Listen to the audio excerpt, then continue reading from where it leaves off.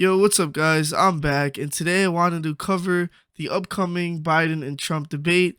It might be a little bit surprising that this is happening so soon. Usually, the debates happen a little bit later on, closer to when the actual election is, but it seems like we will be having a one on one debate, Biden versus Trump, in June.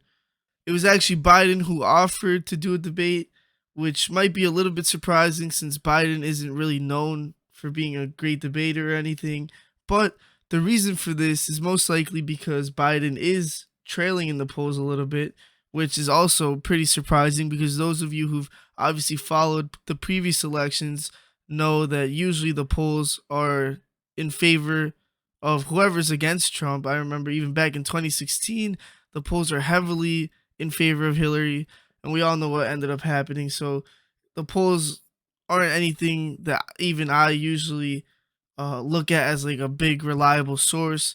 But since Trump is slightly leading, Biden is and his team probably realized that they need to do something to shake things up, especially with Trump's criminal trial that hasn't seemed to alter anything about the race's trajectory.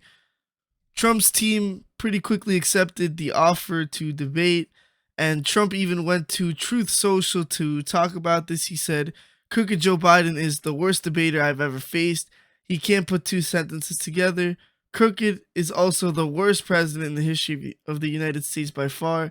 It's time for a debate so that he can explain to the American people his highly destructive open border policy, new and ridiculous EV mandates, the allowance of crushing inflation, high taxes, and his really weak foreign policy, which is allowing the world to catch fire.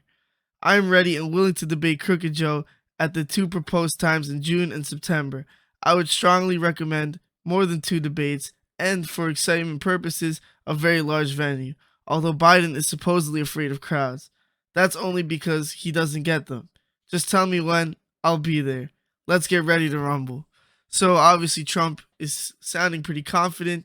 I've noticed that he sort of stopped calling Biden Sleepy Joe and he's saying Crooked Joe, just how he would say to Crooked Hillary, which I think is a good change for a couple reasons.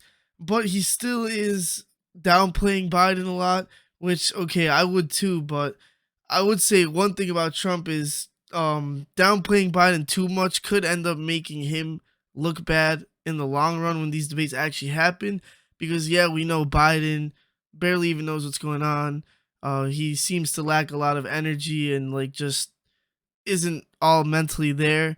He's like, sort of like an old frail grandpa most of the time. But then when you go to a debate, and for example, the last debates, obviously I'd say, Trump did better overall against Biden. But then when you see Biden being a little bit more aware during these debates, doing, getting a couple jabs in on Trump, it makes Trump look bad because a lot of people, they might go into watching the debates thinking, oh, Trump's just going to wash Biden. Biden's not even going to be able to get a couple sentences out, things like that. So I think Trump maybe shouldn't really start publicly putting down Biden as the worst debater or like he's going to absolutely crush him like nothing before the debates. I think that's not really something he should be really doing too much, but yeah, at the same time, it's not the biggest deal. It's just a little observation I made. So obviously, I'm excited for these debates. I love watching the debates. I might maybe stream them once they happen if I, could get everything set up. It's obviously been a while since we've seen Trump in a debate setting since he completely opted out of the primary debates. So the last time we saw him debate at all is the last presidential debates against Biden. So we'll see how these turn out compared to the last. I'll keep you guys updated with any news that comes out as always. I hope you guys enjoyed this video.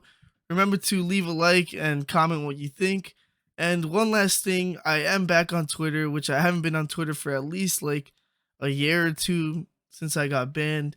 Um, Now that, certain figures have been reinstated, I figured maybe this time I could be on Twitter for the long run without any risk of just getting completely wiped off. So make sure to go follow me there. The link is in the description.